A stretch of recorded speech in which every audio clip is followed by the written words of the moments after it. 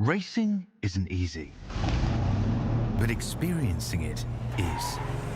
iRacing puts you in the driver's seat with the industry's leading sim racing game. Drive on laser scan replicas of the greatest racing circuits from around the world. Go head-to-head against other drivers chosen by skill-based matchmaking to ensure competitive racing at every level. Compete across all your favorite series. In officially licensed cars, engineered to deliver the most accurate driving experience possible.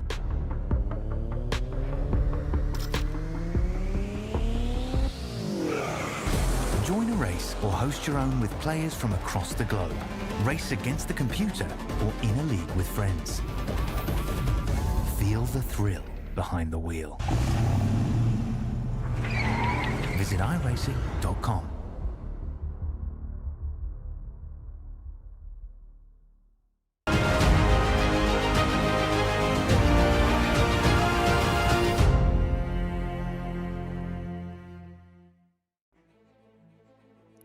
I still can't get my iRacing to load, but... Live from iRacing's virtual Canadian Tire Motorsports Park in Bowmanville, Ontario, we say good evening, sim racing fans, and welcome to Race 3 of the 2024 BiS IndyCar Championship.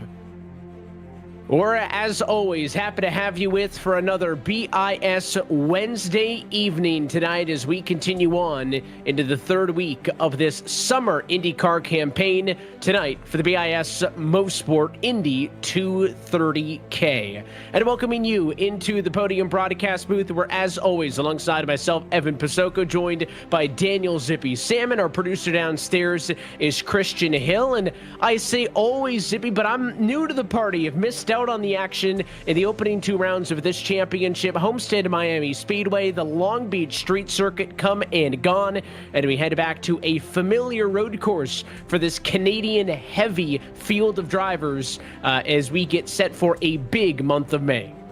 Oh, it's definitely going to be a belter today. It's basically the home of BiS. We're at Mosport. This track is definitely not going to be an unfamiliar one. Obviously, Homestead, it's the first time where we've done oval with a lot of these guys. And, today, then we went on to Long Beach, very tight, very unforgiving circuit. Now, Mosport, it's a lot more familiar turf. There's a lot more runoff available. And I really think that the drafting is going to start being a really big deal in this race. Of course, we will not go points racing again until the start of June for the fourth race of this championship at Road America, so about a month away from now. And there are a couple of non-points events sprinkled into this 8-race championship season, none bigger than the BiS Indianapolis 500. That basically a week and a half long from practice to the main event. That's going to be coming up next after this race here at Canadian Tire Motorsport Park. But we started at Homestead Miami. You mentioned some of the unfamiliarity with that. This is a road course heavy schedule. Maybe the familiarity here in Mosport will help these drivers. Oh, absolutely. I think it's going to be a huge difference. It is literally the home of BiS. This is where we've got the most, every series we've run, I think, has ended up at Mosport. Some of them even started and finished at Mosport. This is, where championship contenders have been, decided, the championship winners. And I think while we don't have that kind of stakes on the line today, I do think there is a lot of points that can be had. And I think there's going to be some people who really capitalize on having that familiar turf. And of course, it is the third round of this championship, but we have already seen 3 checkered flags fly this season. We take a look at your race results from 1 week ago on the streets of Long Beach, California. Andrew Hardman won the season opener on the oval at Homestead Miami Speedway, and he kicked off the second week of the championship with a win in race number 1.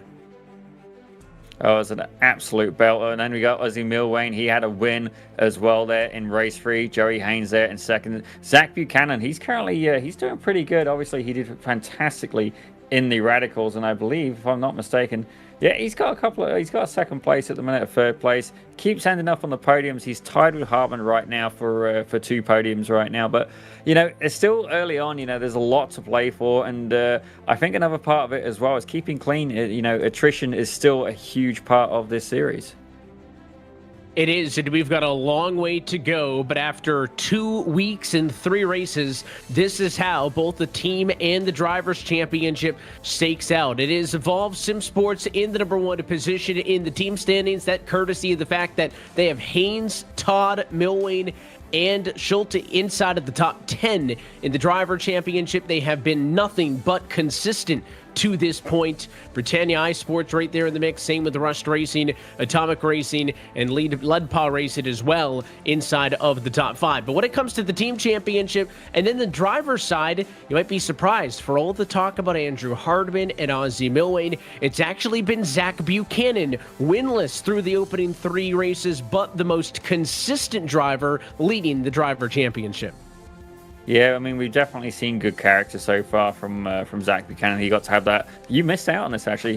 He got to have the experience in the Real Radical. Both him and Ozzie Milwain were there. They were in the real car. I know Mike Broomhead was one of the coaches. I feel sorry for the guy who got Mike. Just kidding.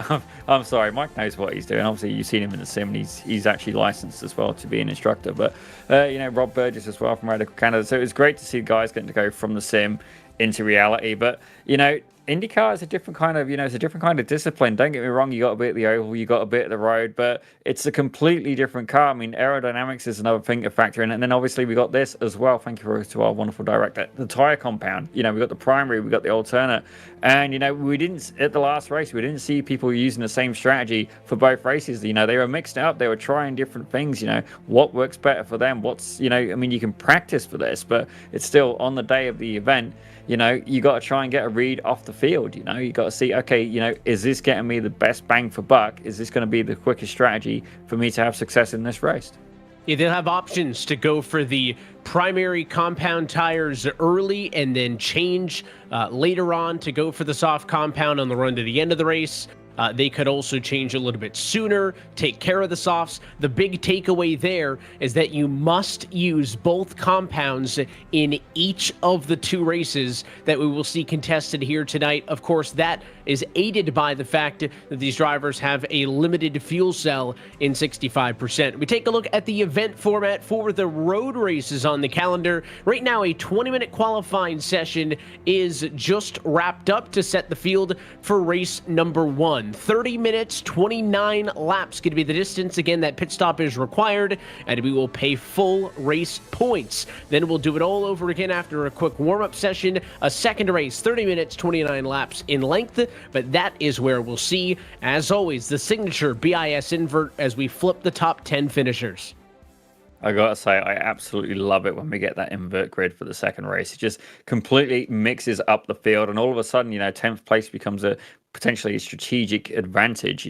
If you're going to be in that area, but it becomes high stakes as well. If you're in 11th, you get nothing. You get no perk, you get no bonus from that, other than just the normal championship points. So you get 10th, all of a sudden, you're in with an opportunity to score some really big points in the main race.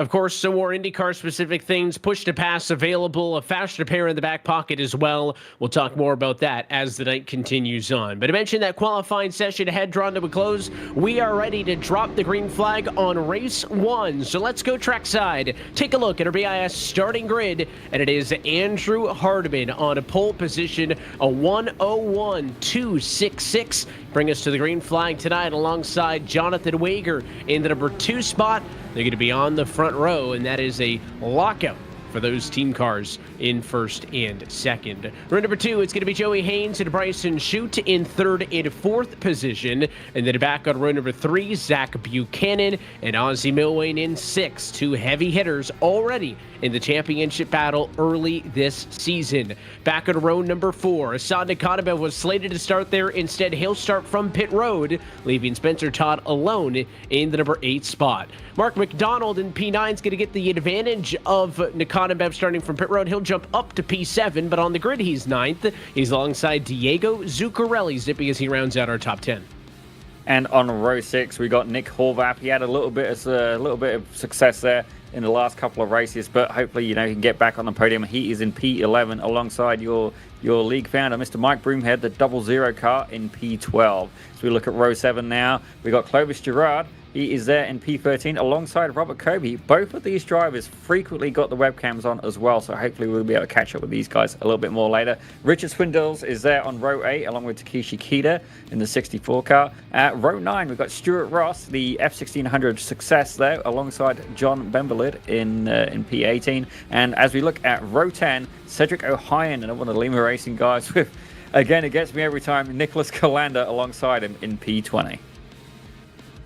He's ready to party in the number 20 spot. It's almost all the way through the field. James Carter and Tori Pushman will start 21st and 22nd. And then the last row on the grid, Eugene Cartini and Hans Salnave, 23rd, 24th. That is a look top to bottom at your starting grid. Again, we talk a tad more about this racetrack, Canadian Tire Motorsports Park, 2.46 miles in length.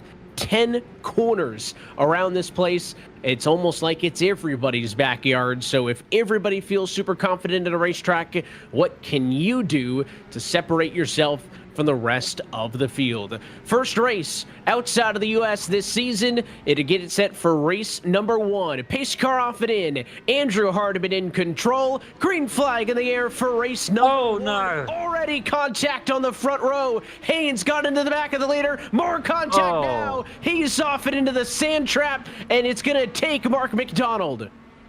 Absolute chaos there. I saw 3 accidents all spiraling at once. Now, what was I saying about attrition there, Evan? You know, first you got to actually start the race. As you can see there, one of the cars going by, 2 of the cars going by appears to have a little bit of an alignment issue. The wheel held on just by the tether at this point. And yeah, they're definitely going to be making use of that fast repair. We'll get a replay of that very shortly, but definitely not the way that you wanted to start the race.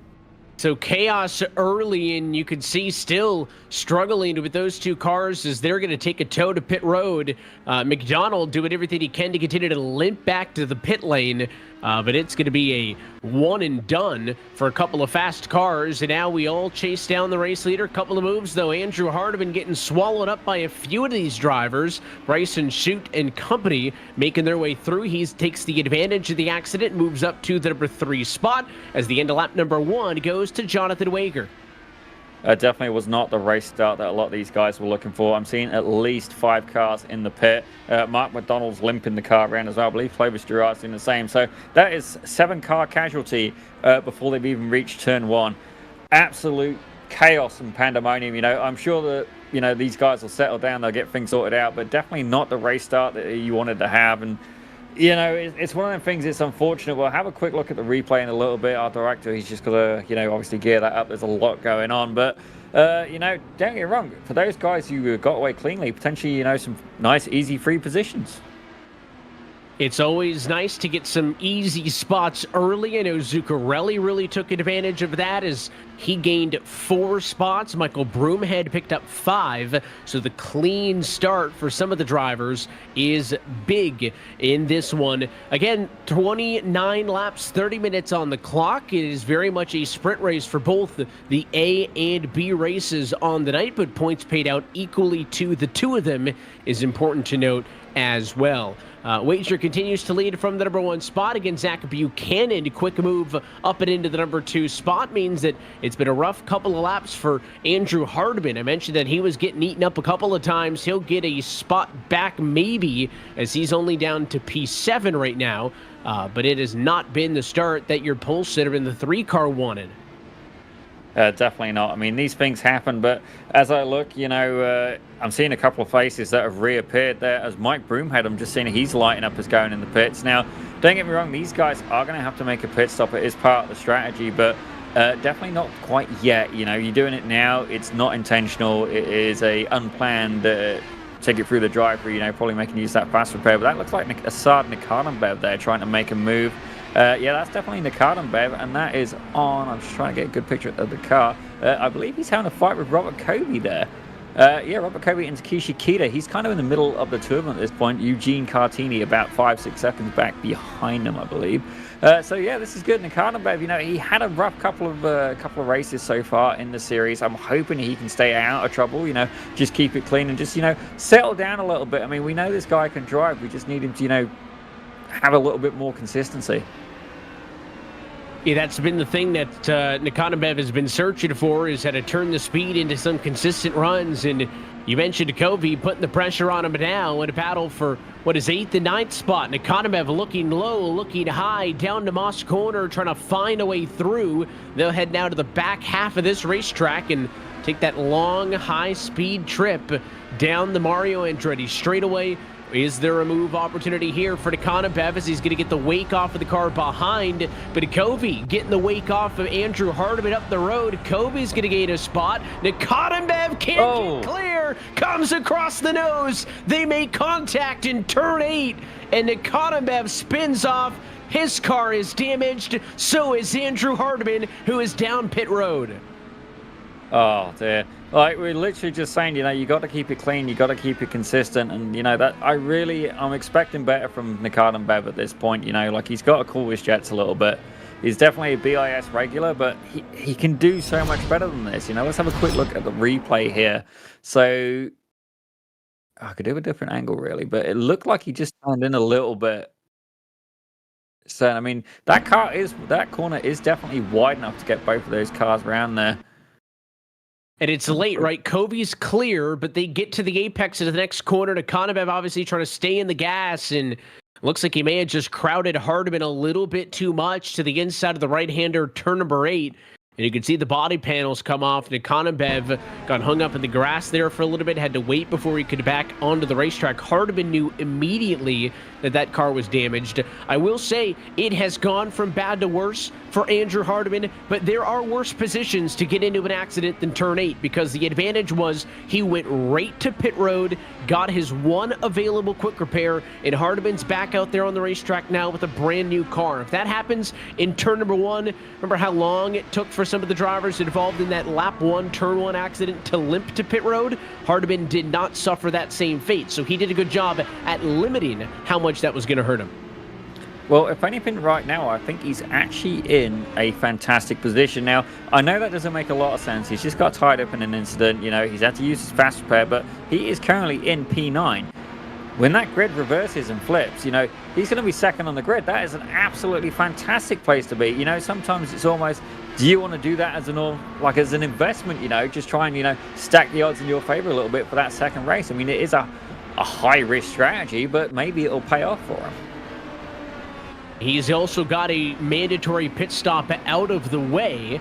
If he had indeed gone down pit road and changed the tire compound, then he would be eligible to be able to go the distance in this race after that incident. And I do believe he did, as he's now on the red tires. So Hardiman has satisfied that requirement. Does he have enough fuel, though, having to pitted so early to be able to go the distance? Again, these fuel cells heavily restricted, only 12 gallons or 65% of the full fuel cell available. That could be the only thing that hangs up Hardiman from being scot-free and home-free to the end of the race, to be able to not have to deal with any additional strategy. Again, watching some of the other battles throughout the field, as this time by the start-finish line, you can see he drives on through. That's Hardiman. He is currently P9, 41 seconds off of the leader. Again, once those leaders come down to pit, he will make up some time. Not enough to cycle through to the race lead, I don't suspect, but enough to maybe get back into a decent points position if he can show some of the speed that he had in that single car qualifying. Up front, though, Wager continues to lead. Buchanan still in second. We haven't missed a ton, but I'll be honest, Buchanan's been doing a really good job of keeping Jonathan Wager honest to go on board with the 40 car in P2. These two have pulled way out in front of everybody else. It's a half a second between your leaders. Well, you know what? At the end of the day, you don't have to. It sounds completely crazy, but you don't have to win every race you've got. If you could consistently keep doing second places, third places, you're going to be standing in a really, really good position come the end of the season. Consistency is a huge thing to be accounted for. I mean, myself, it's very rare I win a race, but sometimes, I just manage to just get a couple of podiums here and there, and it can generally work out. Attrition is part of it. And another thing to think about as well is, I'm not entirely sure, I'll have to ask Mike about it a bit later, but, drop rounds. Do we have any drop rounds? Don't get wrong, if you have a bad race, a drop round is an absolutely fantastic thing. Sometimes people miss a race because real life commitments come up, and, so on and so forth. We all have the right to be human. Myself, maybe I abuse that a little bit too much on occasion, but It just gives you a little bit of a safety net. But when you are there, when you are in the car, obviously you want to capitalize on every possible opportunity you can. And Zach Buchanan, he's currently doing that. I mean, second place, he's ahead of Ozzie Milwain, who's definitely, competition for him. And, he's hot on the heels of Jonathan Wager. It's a very strong place to be. It really is, and I think the best example of that consistency over dominance conversation is the fact that, we talked about what the team and driver championship looks like. Zach Buchanan doesn't have a race win yet this season, but he's been the most consistent driver thus far, and that's why he leads the point standings, despite not having won. With Hardman having 2 wins, Milwain having 1, you would think it would go to them, but that proves consistency's key is a challenge up front. Big look there. Buchanan tried to get to the inside, had a nose for a moment as they came to the end of the Mario Andretti straightaway, wasn't able to get a spot, and now Wager picks back up a lot of that gap through the 8, 9, 10 complex, and again gets it back to that comfortable half a second. It feels like that 0.5 is just outside of striking distance for Buchanan to be able to get the toe down that back straightaway and get on the leader. If he can get it to 4/10, maybe 3, I think that might be close enough to make a move for the race lead. I think he's definitely, he's going to be keen, but again, I wouldn't be risking the race to do it. But I could have sworn I'd just seen Andrew Hardman going in the pits again. Now, I'm hoping I'm mistaken, but he was there in 9th, and I believe he's dropped back now to 14th as I'm looking at the timing screen. My kind colleague has been kind enough to share with me today. I'm having a few technical difficulties myself, but pitting again, I mean, don't get me wrong, it's done, it's out the way. I mean, I think he's got a strategy in mind, he has a plan, but definitely not what he had in mind, and that's a lot of work to make up to try and get back into that top 10. And when I said it gets from bad to worse, or when it rains, it pours, you're right. He came down pit road because he had contact with lapped car Hans Sonnave as they were coming across the start-finish line to the end of what was lap number 7 for your race leaders. It damaged the left front wing of that car. And we'll watch this. Again, you see the left front of the wing is gone. Obviously, the car's not going to handle well. Now, he's already used up his quick repair, so when he came down to pit road that time, he actually had to physically take the time to get that car repaired. That quick fix was no longer an option, but he did get the front wing replaced. He's back out there on track, but that's the second major setback in this race for Hardman, and you can see the left front part of the wing showers pieces all over the front straightaway there. You watch on this look here, look into that yellow and gold car up the road. Watch as they come through the final corner. They're going to get through this whole complex, and then it's going to be the right-hand turn number 10 to the front stretch where they touch.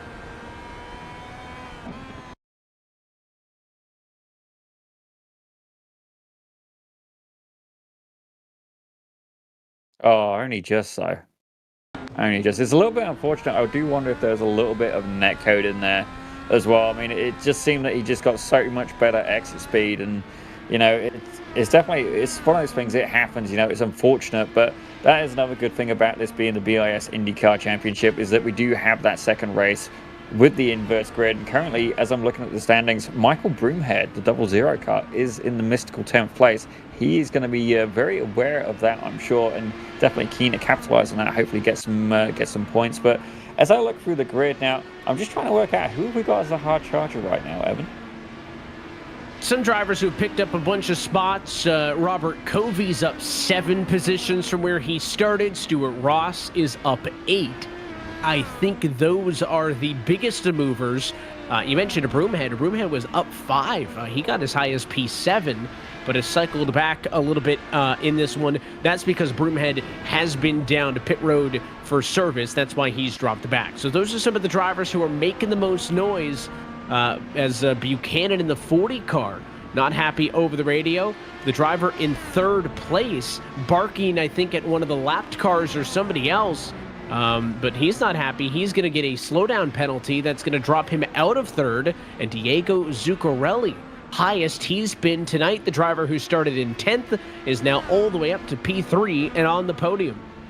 That is definitely good to see Zuccarelli. He is another BIS regular. I mean, we've seen him in the Radicals. I think we've seen him in the F1600s as well. And if I'm not mistaken, I think he may have his webcam tuned in as well. So maybe we'll be able to get a little bit of a close-up of the man behind the driver. But don't get me wrong, I can understand the frustration from Buchanan, like a lap car. But at the end of the day, it's one of those things, it's your responsibility to get past the lap car cleanly. And don't get me wrong, when you're in that situation, you definitely want them, to get out your way as easily and as quickly as possible. But, by iRacing rules, they don't have to pull over. And then some guys will do the opposite. They'll maybe overreact and, just put the brakes on the straight or something. You're a sit and duck. I mean, a lot of it comes with experience. And certainly as a guy who's done endurance racing, especially multi-class endurance racing, you really got to try and, read the guy, read the people around you, read the, where you are on the track. And what I try to do is actually manipulate when they're going to pass. So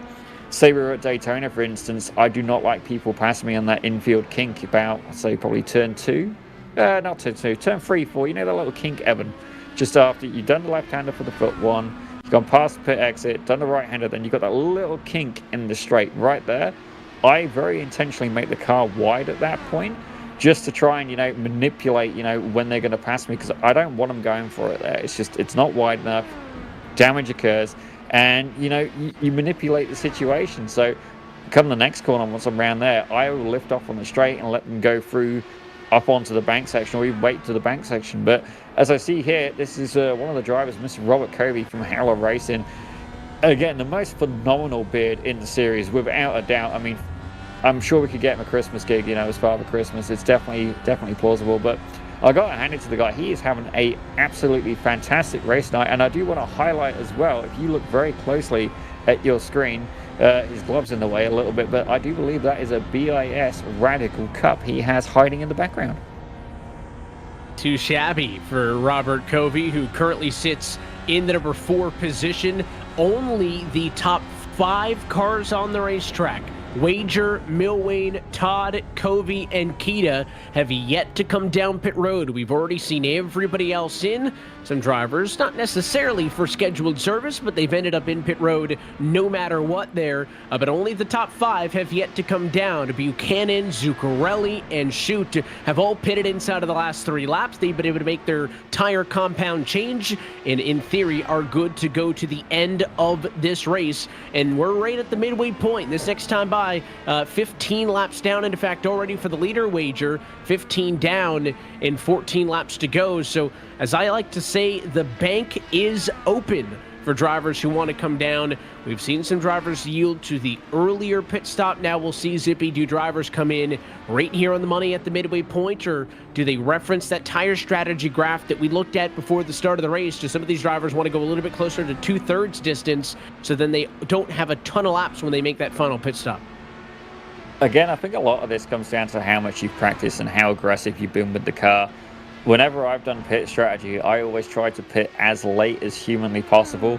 Occasionally, I've gone and extended that parcel range of the fuel tank. It does happen every now and again. Thankfully, I've got like an app that helps me, deal with that. And I sometimes have teammates that, remind me that I need to actually go in the box. But when it comes to tires as well, though, I mean, track temps to factor in how hard you've been fighting, if you've been in dirty air and stuff like that. But I know for me, I've never been a fan of, pitting, okay, it's halfway, I'll pit. And especially where these guys have to use 2 different compounds. Now, the question is, how much life can you get out of them? Now, the soft is going to give you that more grip, but for how long? Do you want to have like a nice leisurely start and just kind of, bleed them out, have like a soft compromise kind of thing? Or do you want to just absolutely send it as hard as you can on them softs at the end? I mean, there's so many different ways you can play it. Now, myself, I'm not super familiar with the IndyCar, but like Evan, have you had any time in this one? Not to put you on the spot or anything, but I'm just admitting my own flaws here. Once upon a time back in 2018, 2019, when my wheel was a permanent fixture on my desk, the only series that I ran consistently on iRacing was IndyCar Fixed. And as that is mentioned, your race leaders are down pit road. Jonathan Wager, Ozzie Milwane from 1st and 2nd spot. They're going to come in for their required pit service. And we'll see, does any driver get an advantage over the other down here on pit road? Wager, the number 2 qualifier, down in pit stall number 2. They're kind of masked behind that giant Ford Mustang pace car. Wager out first, Milwane out second. I think this pit lane exit's going to really benefit Wager in the number 1 spot. and he's going to cycle back through to the race lead. Even Takeshi Kita does not take over the top spot despite the fact that she's yet to come down pit road. So wager in and done, and he's going to go on the final 12 laps of this race. But yeah, to that point, IndyCar Fix was my favorite stuff to do on the service, but it was fixed oval racing, Zippy. So I probably had more fun on the road courses than anything else. Is driving an IndyCar fixed on a road course in iRacing. That was my favorite thing to do, but I wasn't as good as that as I was on the ovals. That's fair, and to be honest, I've always been a guy who's preferred fixed setup series just because I'm not, don't get me wrong, I'm a mechanic by day, but that doesn't mean I'm an engineer. I mean, actually, Clovis Gerard, he would probably be the closest guy in here to being a race engineer. He works with a couple of race teams there, and we'll get a bit more into that later as I see another person filing in the pits. I think it might have been Broomhead, actually, but, it just adds, an extra layer of time that you need to invest and stuff like that. Oh, no. Who's that now?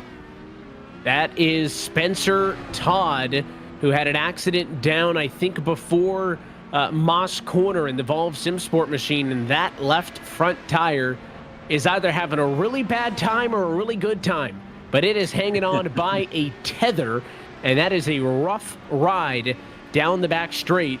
Todd has already come down, completed pit service, in fact, pitted just the last lap, but this was it, out lap on cold tires, having just been down pit road.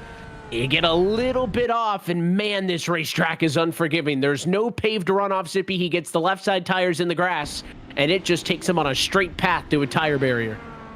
Honestly, as I'm watching the replay, it looked like he thought he was just going to get away with it. As you can see there, one of the cars coming through. A little bit of tension. I think that was Robert Covey who just blasted past him. But, it's definitely one of them where, like you said, it's the cold tires. And I think he thought it was just going to hook round, and he kept his foot in it. And I don't think it paid off. Well, we know it didn't pay off for him. Maybe just a little bit of brake. It's hard to say because, on cold tires, the car is going to be a little bit unstable. If you brake it, you're then going to lose the back end. It's a hard thing to call, but definitely, it's unfortunate for sure. And while all that was going on, Jonathan Wager did have a brief off-track moment. It temporarily gave Kita the race lead. She's come down to pit road, gotten service done, and now Jonathan Wager cycles back through to the lead again. So never lost the net lead, but for a moment, the 64 car had a nose in front. Wager now back in the top spot, lost a little bit of the gap that he had built over Milwayne. They entered pit road at about a 4-second difference. It had grown a little bit after there was a better pit stop and better pit lane, I think, overall for Wager, but it's got right back down to the low 4-second range. He seems like he's quicker right now. I don't know if Milwayne's been saving any tricks in the back pocket, but if he has, you better show it soon, because that 47 car is pulling away. A 101.343 for Wager. Last time it was a 102.189 for Milwayne, so that top car almost a second faster the last time around. Yeah, Wager's definitely actually, he's doing well here today. Absolutely phenomenal pace, and it's good to see him here in the series. Ozzy Milwayne against Zach Buchanan. These are names that we're getting used to here in BIS, obviously with that huge success of the Radical, I got to be honest, I'm a little bit jealous. It's definitely would have been a hell of an experience, but, there's more of that to come. We'll see. But as I'm looking through the field, I am seeing some names that I haven't seen for a little while. I want to focus a little bit on the number 70 car of James Carter. Now, he is one of the guys over at Atomic Racing, and I do believe he just got back from a lovely visit in England, which is a little bit of a contradiction. I mean, it's England after all, but I just want to say, as a guy who does regularly watch the broadcast, it is great to see you back, Mr. Carter, and again, as well, I want to mention that he is very keen on raising money for charity. He does a lot of work with the American Red Cross and with, I believe he's doing a fundraiser for MS as well. So, don't get me wrong, we have people in our lives who are heroes every day, and while a fundraiser, it might not save the world, I mean, in some ways it can, and it's something that I appreciate when people are doing. So, Mr. James Carter, thank you very much for your efforts on that, sir, and it's good to see you back here at BIS. You happen to have him with us. There's a good onboard look with him and a trip around this Canadian Tire Motorsports Park. Again, this is the double apexer turns 5A and 5B that make up the Moss corner, and then we head down the Mario Andretti straightaway. It's actually 2 turns in this, a left-hand kink turn 6, and that little bit of steering to the right that he made right here, well, that also counts as turn number 7 on the track map. And then when we get down to the end of it, it's to the S's. Right-hander, turn number 8. We've seen a couple of accidents happen here. Left-hander for turn number 9, but you can't swing too wide because then you got to go right back into a right-hander, turn number 10. And that is how you get around the second half of a lap here at Mosport. James Carter being our demo driver per se. There are 8 cars, though, of the 24 who started this race still on the lead lap.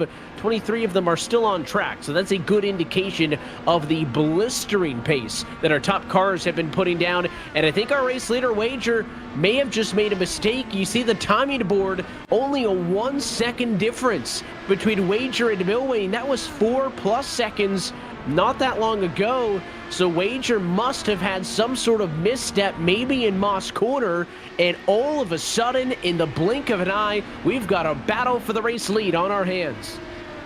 Well, it's going to really come down to the last 10 minutes. You know, Milwayne, Wager, both very talented drivers, both very successful. But let's have a look at the replay here. Now, that looks like a Britannia iSports car, as I've seen there, so potentially a lapped car. Slowing them down a little bit, but I mean, it looked pretty clean. Yeah, that's Mike Broomhead's car. I recognize the paint, and you see there, it's just gone a little bit too wide, and it's just opened up the door for Ozzy Milwayne. It's going to give him a chance, but the good thing is as well, he would have got a little bit of a draft off of Broomhead to try and help, you know, recover and, you know, get a little bit of a slipstream going. And we had mentioned earlier in one of the battles inside of the top 10, the fact that we had seen some cars parked at about half a second back, and that was just too far to be able to make the draft down the Mario Andretti straightaway, enough to battle for the race lead. So as Milwayne entered at that same gap, I don't anticipate the 14 car getting enough of a tow to be able to get to the race leader, and he does not. The key really is that you want to be within about 4 or 5 car lengths or 0.3 of a second or so out of turn 5B. That will put you close enough to the car in front of you to draft and make a pass for the race lead. Milwayne, though, is all over the back of Wager, looking to the left-hand side for the race lead in Clayton Corner, and Ozzy Milwayne, race leader for the first time tonight. I gotta say, it was an absolutely fantastic pass as well, clean. You know, don't get me wrong, I think Wager saw him coming. I don't think he put up the biggest of fights, and you can see that he's already dropped back about a second now. But you know what, like, how hard do you want to fight? You know, at the end of the day, while there is more points for first, it's still early on. It's a good place to be in, and don't get me wrong though, like, it takes a lot of self-discipline to go, okay, you know what, I'm good with second, you know, mate. Like, Milwayne is at the level where, you know, you can ride his rear wing, and I do not think the guy is going to fold under pressure. Yeah, you really got to keep the guy working, and I don't think, you know, applying pressure to the guy is going to be how you're going to beat him. You're going to have to beat him on pace. But as I say that, just dipping a wheel there in the sand, you know. But again, he's pulling away from Wager. He's got that gap up now to about 1.4 seconds. And I wonder, somewhere in the issues that Jonathan Wager had, was there damage at any point? Again, there's nothing visually wrong with that car. Wing, front and back, in good condition, but he was pulling away from Ozzy Milwayne to the tune of, again, nearly a second per lap when they had completed the cycle of green flag pit stops, and now all of a sudden, Milwayne driving away like he's racing against the guy in a car class down. I mean, he is checked out on Wager. These cars both pitted again on the same lap, back to back. They're both on the red soft compound tire. I just don't know what has swung so far in the other direction to give Ozzy Milwayne this massive advantage all of a sudden. Well, as I'm looking at the last lap time, like, Wade just did like a 104.4, which honestly is actually one of the slowest times on the grid right now. Like, Tory Pushman, you know, they're doing 104s. I got a 216 from Hans Selnay. Like, obviously something's gone wrong there, but generally the majority of the field is in the 103s. A couple of people touching the 102s as well. You know, so something was going off on that lap, but even then, the lap just updated again, high 103.9, you know, he's not on full pace. Something has changed, but the question is, you know, is it going to be an issue? You know, there's about 6-7 minutes left to go. Is he at the point where Buchanan's going to catch him? Because as I compare the laps, last lap, you know what? Nah, 0.3 of a second between them. But Will Wayne is absolutely flying right now. And if I'm not mistaken, he's not the fastest guy on the track. Actually, Mark McDonald did a 102.2 last lap. He's currently the quickest guy, but he is sat after that first lap incident. He's currently in 11th. And I think he's actually pretty close to Andrew Hardman, so he could be fighting to try and get that 10th position. Into that same point, Wager's last lap with a 103.9. You got to go all the way back to Clovis Girard in 16th to find somebody who had a lap time that slow. So again, I don't know what has happened with Jonathan Wager, but he is certainly struggling with something on that 47 car, and his pace has dropped off so much so that Zach Buchanan may have felt like he's got a chance to fight for P2 and 3 if they only had just a little bit more time left in this race, because the next time by, the white flag will be in the air for Ozzie Milwane and company. We've seen already 2 pairs of back-to-back winners so far this year. Andrew Hardman win the season opener at homestand in Miami, backed it up with an opening race win at the Long Beach Street Course just a week ago. But Ozzie Milwane won race 2. He's looking for a second consecutive win. It's definitely a good place to be, and it's good to see Wager on the podium as well. But Diego Zuccarello, we didn't get into too much chat about this guy, but he's currently rocking it in 4th place, and you know that's a absolutely fantastic result. He's not one of the people that we're yet used to seeing up on like in the top 5, top 10. I mean, very capable driver, especially in a radical. You know, the guy definitely drives a radical a lot. But another name as well that I'm seeing that's having an absolutely fantastic day is Mr. Robert Kobe, the 72 car. He's definitely been hit with a bit of bad luck so far this season, but obviously, you know, that's not the case so far for this race. He's currently sat in a magical 7th position. Well done, sir. As I see an instant there, who's that? Look out, that was Cedric O'Hayan off track in front of the leader. He's 3 laps down in 21st. Not going to be a factor for any late race change, but maybe just enough to get Milwane's blood pressure to spike on the last lap of this one. But the race leader gets through on clean. There is no traffic in front of him that will get to him before he gets to the start-finish line. He's going to go on to lead the final 5 laps, but save the best for last. Checkered flag at Canadian Tire in Ozzie Milwane with his 2nd race win of the season. That is an absolutely fantastic result. Obviously scoring some more points as well. If I'm not mistaken, he is for, yeah, that's right, he's for Evolve Simsports, who are currently leading the championship as well. So more points for Evolve, and it is only the top 2 drivers per team per race that score. So definitely, you know, getting some points for your team there, maximum points. Absolutely fantastic result. As we see here, yeah, that's Robert Covey. I can see, I recognize the paint. Robert Covey coming across the line as well. Looks like a lot of people come through. Oh, bless him. He is absolutely, he's happy with himself, but I think he's also, you know, sweating himself a new one at the same time. Yeah, he was in a battle that went all the way to the end. He almost got to Bryson Chute in the 2 car.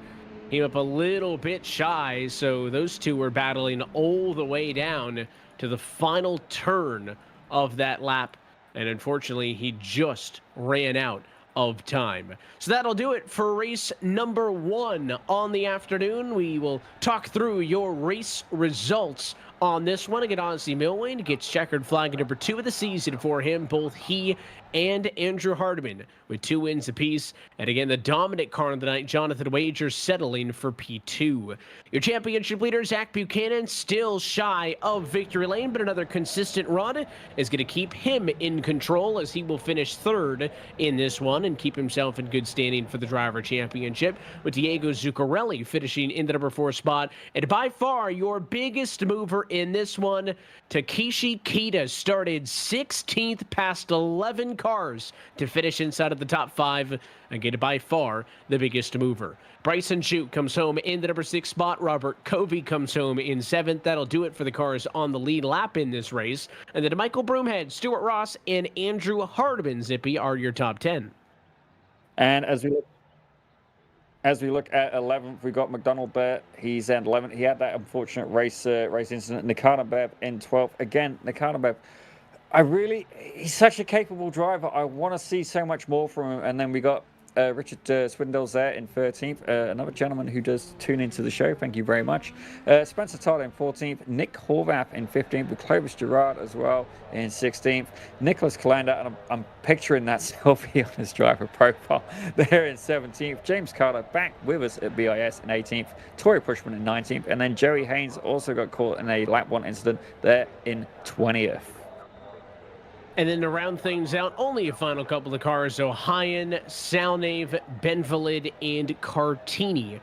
A look at those drivers 21st through 24th. And that's a look top to bottom at your full race results from race number 1. So we will do it all over again. 29 laps on the board once more, but I called it the BIS Special Zippy at the top, and that is the invert. It is across basically all of the BIS series in some form or capacity. The finishing results from race number 1 will dictate the starting order for race number 2. With one exception, or I guess 10 exceptions, and that is those top 10 will invert. So the battle for the race lead, first and second, those two drivers going to find themselves 9th and 10th. I'll take a quick glance at the leaderboard. That's going to be good news for Andrew Hardiman, of all people. He started on a pole. He'll get a second crack at it because he finished 10th in the first race. He'll get flipped right back to the number 1 spot. It's definitely a good place to be, and honestly, whenever I was racing BIS, it was my favorite part about having that inverse grid was, you know what, race 1 doesn't necessarily go to plan, but you know what, if you get 10th, all of a sudden you are back in with a shot at the action. But I do believe we managed to steal Mr. Robert Covey. We're going to try and steal him in just a moment for an interview. I was just the pure emotion that we got out of that race. Let's drag him in there. Hang on. Let's see if we can dial him up. I think we've got him on the radio. Can I get a Mr. Robert Covey? Yeah, you got me. Perfect. Now, we was getting to watch your race, and honestly, this is one of the reasons I love having the camera on. We could see the sheer, like, I felt happy for you, blessed for you, and also a little bit relieved for you. It looked like you were, for lack of better terms, sweating a new one and having a lot of fun in the process. Can you tell us a little bit about how that last race went for you? The chaos at the front, I mean, that was very, very. Hang on, we've lost your mic there, Kobe. Oh, sorry. Yeah, it's unfortunately my cooling fans are dead, so it is pretty sweaty drive. But I got really lucky there at the beginning. I don't know what that chaos was at the start, but yeah, car felt good. I even started on the tires I didn't want to start on and finished well. So hopefully we can do that next race, starting up closer to the front. I mean, it was absolutely fantastic to see, you moving up through the field and stuff like that. And like, I know you hadn't had the most luck in the first couple of seasons. That'd be a little bit harsh. Damn, burn. Sorry, but and I hadn't had the best luck in the first couple of races. But what is going to be your tactic, if you don't mind sharing, for the next race? I think I'm going to run this one the same. I'm actually going to start on the alternates, switch to the primary, save my push to pass to account for being on the primaries. And hope for some attrition because, I mean, there's guys in here that are a lot faster than I am. Well, I think you're going to have to be running the same technique as I do. You know, I've never had it on outright pace, but, you know, both me and you, we can acknowledge that, and we'll make it up in the racecraft. But, ladies and gentlemen, that was Mr. Robert Covey of Howler Racing. Thank you very much, and good luck in your next race. All right. Thanks a lot, guys. Well, he and everybody else better be ready because that 5-minute warm-up session, the clock just struck 0. So I think we're ready to line them back up and do it all over again. So let's go down and take a look at your starting grid for race number 2 on the night here from Canadian Tire Motorsports Park. And we had referenced it just before. Courtesy of the invert, Andrew Hardiman gets a second breath of life in the pole position. He will flip back to the top spot with redemption on his mind. And what a glow up for Stuart Ross. Gridded up 17th, I should say, in race number 1, finished in 9th. He's made his way all the way to P2 and gets a crack at the front row. Back on row number 2, Michael Broomhead will start from 3rd position, and Robert Covey, we just chatted with him. He's going to be the outsider in number 2, starting in P4. Back on row number 3, P5 on the grid is Bryson Shute, and Takeshi Kita will start in the number 6 position. Again, big ups for Kita, the biggest mover in the first race. Not really gaining much from the invert, but has a lot more to prove as he pilots that 64 car. Diego Zuccarelli going to be to the inside, therefore, of row number 4 behind. Going to be joined by Zach Buchanan, who starts in the number 8 spot. And then the heavyweight fight. Jonathan Wager, oh so dominant, led more than 24 laps, but wasn't able to get the win. He's got to make it happen from P9, and your race 1 winner, Ozzie Milwain, alongside in P10. As we look at row 6, Mark McDonald there in P11 now, narrowly missing out on getting that top 10 invert, but hopefully, he can avoid any incidents going for this race, one of our American drivers. And we see Asad Nikanov there in P12 now. I feel like I'm being not harsh on the guy, but he really got to keep it clean this race. Come on, Assad. I am hoping that you can try and keep it clean. He's definitely a driver with pace. As we go into row 7 there, who we got row 7? As I see Richard Swindles for Atomic Racing there alongside Spencer Todd in P13 and P14 accordingly.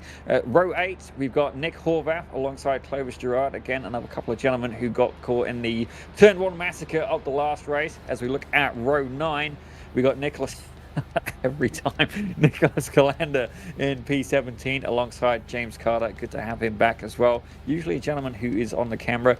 Tori Pushman there in P19 alongside Jerry Haynes on row 10. And as we have a look at row 11, we've got Cedric O'Hyan, Lima Racing, and Hans Solnave in P22. And row 12, John Beverly for Lima Racing and Eugene Cartini, the F1200 League organizer there in P24. So that's a look top to bottom at your starting grid. And of course, we saw some of those strategy factors play into race number 1. We saw some drivers pit a little bit earlier, some pit kind of right at the halfway point. Nobody really went much further than that, I would say. But I think the bigger takeaway than the strategy was simply the fact that a lot of drivers did not have clean races, and that dictated the strategy for a lot of them. So it seems like the key here is going to be to stay out of trouble, and most importantly, when you've got open wheel cars like this sipping on a rolling start, that very beginning is going to be key. We had an incident, turn 1, lap 1 the last time through. We will see if these drivers can have a better go at it this time by. I'm sure they're going to be a lot more aware of it, but I feel that it's every time, don't get me wrong, we just had a little bit of a warm-up while we're speaking to Robert Covey, but you got to remember that you're getting in, it's cold tires, you may have even switched compound as well, so sometimes it can be hard, especially with the adrenaline of when that race first starts going, and you're going to see the guys are going to start to bunch up even more, but some of the guys weaving the tires as well. So I see a little bit of, okay, car having a little bit of a net issue there, but is that Clovis Gerard? Looking at where it is in the grid, it might be Clovis Gerard. Says his paint always has Sawyer on the side of it. But anyway, we're getting ready for the race start. Evan, please do the honors, sir. Well, they're lined up side by side as we get set to do it all over again. Pace car down and in. Andrew Hardiman, control car again. Let's go racing at Mosport. Race number 2 is underway. Hardiman the advantage to 1. He's got it. Broomhead gonna squeeze out for P2. Ross nearly into the grass. Side by side through the field, including a battle for P2. Well, I don't know. I did see somebody go 3 wide at one point, and another person further back did end up in the grass. I got a feeling it was Takeshi Kita. He is absolutely fell through the timing order, but it's looking good though for Hardman at least. He's up to P1. Stuart Ross in P2. Broomhead's in P3.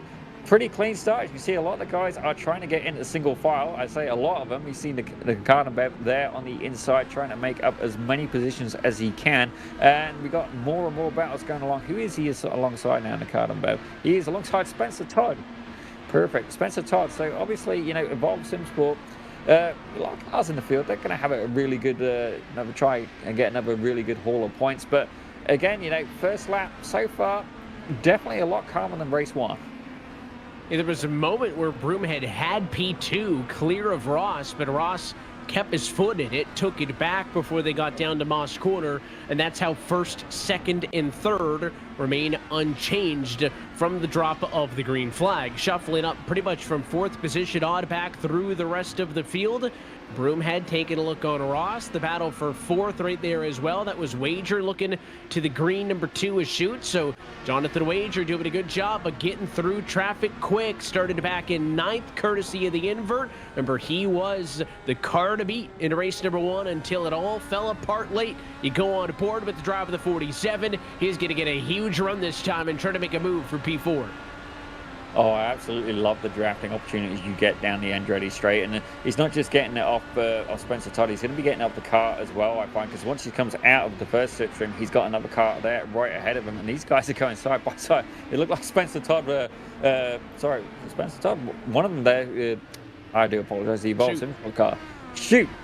Thank you. He looked like he thought about it and then just backed out of it. Just wasn't worth the risk versus the reward. But I got to say, Kobe there, he's having a bit of a battle with Ozzie Milwain right now. And it's fair to say Milwain snuck by for the minute. But again, it's early on. You can see Mark McDonald, he's up a couple of spots. He's up from 11th to 9th. And I'm sure he's going to be keen to make his way through the field if he can. Uh-oh. I hear our director crying. Side by side, a couple of cars. Also, James Carter, by the way, with damage. He's forced to pit road, and there's a pass through on the inside. It is the yellow number 40, Zach Buchanan. He's able to make a move on Mark McDonald to move him up into the number 9 spot. Three-way battle. What's going to give here? Trying to make it 3 wide, but nearly in the grass goes Zach Buchanan. Milwain and Covey side by side. There wasn't room for another one. Covey wins out. Now Milwain under fire. Does Buchanan find a way through? No. He'll have to tuck in line, but 4 cars under a blanket for P7 on back. Well, Robert Covey was definitely, using his track. Well, using his track. Oh, no, Milwain's gone wide. He's gone off.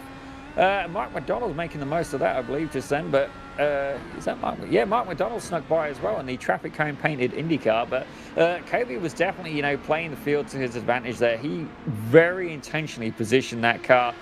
Him and Ozzie basically blocked in Buchanan, and he had nowhere to go. He had the speed, but he just didn't have the road available. As you can see, a little bit of a wiggle there under the braking zone. Nicard and Bev taking full advantage and sneaking up the inside. As I can see there, 3 Evolve Sim Sport cars all closely packed together. But at this point, I don't know if team tactics are going to come into play.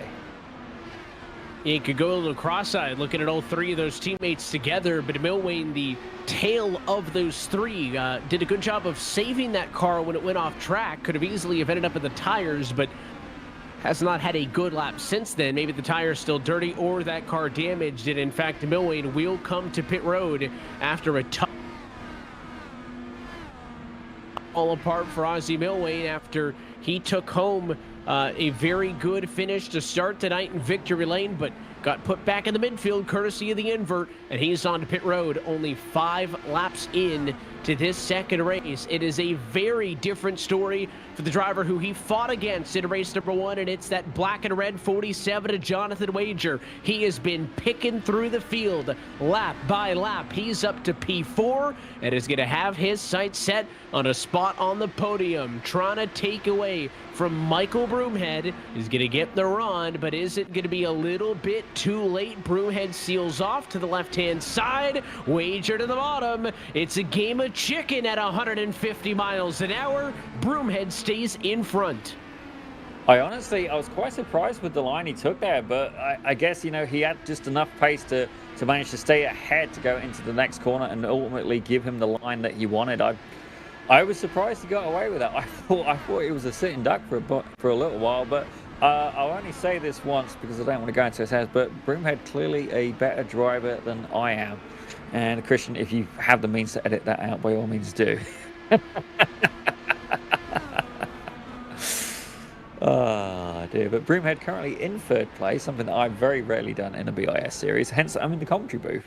But he's definitely having a good race so far. Stuart Ross, now, he's somebody who's very, very, very handy in an F1600. I believe he was champion 1 year as well. I'll double check in just a moment. But he has been absolutely dying to get in the interview room. And you know what? If he can keep it in P1 and hold off the rest of the field, I think we can make that happen. He's got a long way to go. Still 23 laps left on the board, that time by the start-finish line.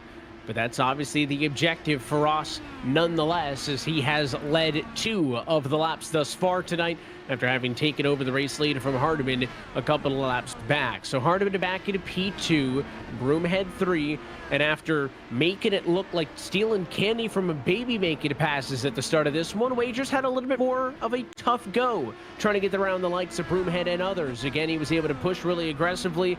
All of those cars, for the most part, on the red compound tires. Stuart Ross is, so is Broomhead, so is Wager. The one difference being that Hardiman opted to start on the primary tires. He is not on the red softs like the cars around him. Yeah, well, that is kind of good for him at this point, because if you can be in P2 on the harder tires, psychologically, you know that you've got the sticky rubber coming. It's only going to get better from here, and it's definitely, you know what, if you can like have good grid position and just keep enough pace that you can hold off the field behind you, then that is an absolutely fantastic position to be in. Don't get me wrong, if you're on the softs and you're barely like keeping up with the guy ahead, and you know it, you know, it's the challenge is on you. It's so many different ways you can play this. There really is, and he's in a good spot, again, if he can maintain, because he would, in theory, have the better tires for the second half of the race, when everybody else around him will be forced to change those tires based on the rules. But what you are seeing is Stuart Ross up front, maybe ever slow slightly, pulling away from Hardiman. If Hardiman gets swallowed up by Broomhead and by Wager, it falls down to 4th or even 5th. Bryson Shute not that far back either. Then he could really start to fall down the leaderboard, and it could make that comeback on the better tires a little bit trickier. So he needs to do everything he can to hold him off. Here's a challenge topside. Michael Broomhead, long way around turn number 8, and now he's moved up to the number 2 spot. It's the highest we've seen Broomhead yet in this race. He's definitely having a better race than he has previously in the IndyCar series. But I've got to wonder as well, you know, Hardman and Broomhead, both very capable drivers. Is that purely down to the tires? You know, is Broomhead having them softer tires, was it enough that it just gave him such a noticeable advantage? I mean, we'll be able to catch up with him a little bit later, I'm sure. But you know, are those harder tires starting to you know, pay a price for Hardman? As you can see, Jonathan Wager starting to close in on his rear ring as well.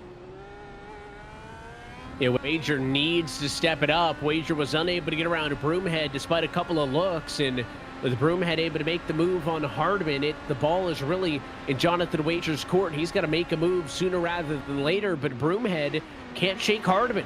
I don't know if Hardman's actually in earnest trying to make a pass on Broomhead there, or if he just wants to draft as close to the gearbox of the double O as he can, just to kind of tow that 3 along and keep him ahead of Wager behind. But Hardman, again, is going to be disadvantaged on those harder tires, no pun intended. So he needs to be a little bit more aggressive than the cars around him in order to maintain this precious track position for maybe 5 to 8 more laps to when everybody's going to be coming down pit road and he can kind of pull the trigger on the second half of his strategy play. Jumping back a little bit further in this line, that red car is the number 26 of Diego Zuccarelli. Bryson Shute up the road, those two in 6th and 5th position, hanging on to the tail end of the battle amongst the race leaders. It's an onboard look with Zuccarelli, and we're going side by side as Stuart Ross in the 67 car is dropping back now. We're all kinds of 2x2 down the Mario Andretti straightaway, and after a tough go there, it's going to be a lot of spots lost for Stuart Ross. He'll go from the race lead to P5 in a straightaway. That's definitely the power of having the draft, but I do wonder as well, as you were saying earlier with Broomhead and Hardman. Now, these guys are on the same team. You got to wonder if there is a team tactic in play, but you see Diego Zuccarelli, he is hot on the tail of Stuart Ross, and I don't think he's going to be keen to, hang back. Like, from what I can remember, these guys aren't on the same team either. And oh, who was that? That was on board with Diego Zuccarelli. The car sideways and spinning across the racetrack was James Carter. 23rd, not a part of the battle for the race lead. But again, a moment that spikes the heart rate of your race leaders because it just about took them all out. And now the battle for the race lead is side by side again. Andrew Hardman punches back, takes the top spot back from Broomhead, and on the harder tires has driven back to the top spot. Well, you've got to wonder as well, if you get a bad exit out of Moss Corner, for example, you know, you're going to be at a disadvantage going down the whole straight. Now, it begs the difference, like, do you, you know, lift off and, you know, let your teammates stay in front, or you just try and get a clean pass? You know, you don't want to hold each other up at this point either. It's a hard game to play. I mean, as we have a quick look at the replay, I believe this is what happened to Stuart Ross. Let's have a quick look here. Yeah, Ross was the leader, was pretty comfortably ahead, and just got in too deep. And he did a good job of getting back on track, but there they go. 1, 2, and by the time we get down to the end of the straightaway, I think he fell all the way to P5. So that was the mistake out of nowhere that cost Stuart Ross the race lead that he had worked so hard to get. It's definitely easily done, like going into that double corner there. You know, there's such an elevation change, the weight of the car's moving around, and then you got the braking as well. There's a lot of things happening all at once, and it's very easy to overshoot that. I've definitely done it more than once, and thankfully he is still with that pack. But you know, some of these guys are going to get into pit stop soon, I'm sure, and it's going to add another dynamic. Do you follow the guy ahead of you, or do you try and go for an undercut or potentially a overcut? This field is by far a lot tighter together at this point in the race than we were at the same time in race number 1. There was so much attrition, so much separation amongst the leaders that, again, I had mentioned it was more so the mistakes and the damage that dictated the strategy. That is not the case right now. The top 7 drivers all separated by only 3 seconds and change. So this race could be won or lost on the pit lane, and nobody inside of the top 20 have yet to come down pit road. They are all still waiting on making their one required pit stop and their one required tire compound change to happen. So we will wait for the first drivers to come in. Launching the battle for 4th right now. That is the Bryson Shoot Machine trying to get up to Broomhead in 3rd. Broomhead with a mistake that time. Opens up the door. Shoot gets through. Ross gets through as well. Man, it's been such a good night for Broomhead. He was leading no more than 2.5 laps ago, and in the blink of an eye, he makes a mistake and falls to P5. Well, it's also opened up this battle for basically P1 all the way, well, P1, P3 for sure, all the way up to, you got Zach Buchanan, Diego Zuccarelli, and Mark McDonald all getting in on it. But you see there, he just had a little bit of understeer there, maybe a little bit too quick on the gas, and it absolutely penalized him. Now, as much as I love having close racing and close battles... We're crashing! No! Broomhead is involved, so is Diego Zuccarelli. And it all falls apart in a battle for P6 headed to Moss Corner. We'll wait to take a second look, but Broomhead had that spot. And as we came out of the replay looking at one mistake for Broomhead, he and Zuccarelli were off and in the sand trap. There is heavy damage to both of them. Let's see what happened. It looks like at one point they're going 2 wide, almost 3 wide. Broomhead, you can see, has got the inside line. Now the ass, that looks like netcode. Just as he braked, he had that little bit of a twitch and the car hooked over. I believe that was a bit of netcode there. Could be a little bit of that aided. I think also maybe a late move for Zuccarelli, as I think Broomhead at that point is starting to turn in to the corner, and then Zuccarelli real aggressive getting back onto the racetrack. Let's see the perspective of Zuccarelli. Yeah, a little bit of a touch there. Again, I think maybe a little bit late, and maybe he had assumed he'd showed the nose and Broomhead saw him there. I think even without the net code, they're going to touch no matter what. When that dive happens late, I don't think Broomhead was expecting it. Kind of took a lazy right-hand entrance into the corner. Zuccarelli was there. Both of those cars damaged, and they're both outside of the top 10 just like that. Yeah, I definitely think, for me, I think that one was a bit more netcode. You could just see Broomhead's car start to rotate, and then, you know, the things happen. But I don't think you're wrong by any means. Like, these guys, so there was going to be contact regardless. It just sucks that the net code kind of was the one that swung the first punch. But, you know, definitely not the race that they had in mind. But it looks like it's getting better for a few of the guys now. That was a huge battle we had going on initially. But right now, Andrew Hardman has absolutely ran away in P1. He's got about a 3.5 second gap over the Bryson Shoot machine, the number 2 car. And Zach Buchanan, he's about another second back. And it's got a little bit of a fight going on. You've got Zach Buchanan, Mark McDonald, and Joey Haynes. So basically, that P3 spot is currently going to be a couple of fisticuffs for who gets to try and do that. But they're going to start entering the pits very shortly. I mean, with 14 laps to go, you know, you got to start thinking about changing some tires and putting some fuel in the car. And the first person to plant their flag on the pit strategy game is Stuart Ross. That car came down pit road for service and then crashed. So Stuart Ross, who led 5 laps early in this race, was the first to change tires. And right here, cold tires, pit road exit into the grass. And that's like black ice on the road in this part of the country in about December. Just, it would not turn, and it was a slow and excruciating slide to the tire barrier. And after a clean first half, that is a huge self-inflicted error that takes Stuart Ross out of contention to win this race. Well, I will say at this point that those of you who are superstitious, the commentator's curse is not a scientifically proven thing. But it's fair to say that the first place podium is probably off the cards at this point, at least for this race. So, but Andrew Hardman, he's looking to get potentially in the interview booth along with Bryson Shute and Zach Buchanan as well. But don't get wrong, Mark McDonald and Joey Haynes are definitely going to have a little bit of something to say about that. But that's Clovis Girard we just seen just there very briefly as we got more cars entering the pits. That's an Evolved Import machine, and I believe that is Buchanan as well. So that must be Shute. Yeah, Hardman, Shute, and we Buchanan. Got Hardman, Shute, Buchanan, Todd, Nakonenbev, Horvath. I mean, it is a mad dash to pit road. Ben Valid in as well. Hardman going to be first in, first off. He changes again to those red soft tires after being on the hards, and he crashes.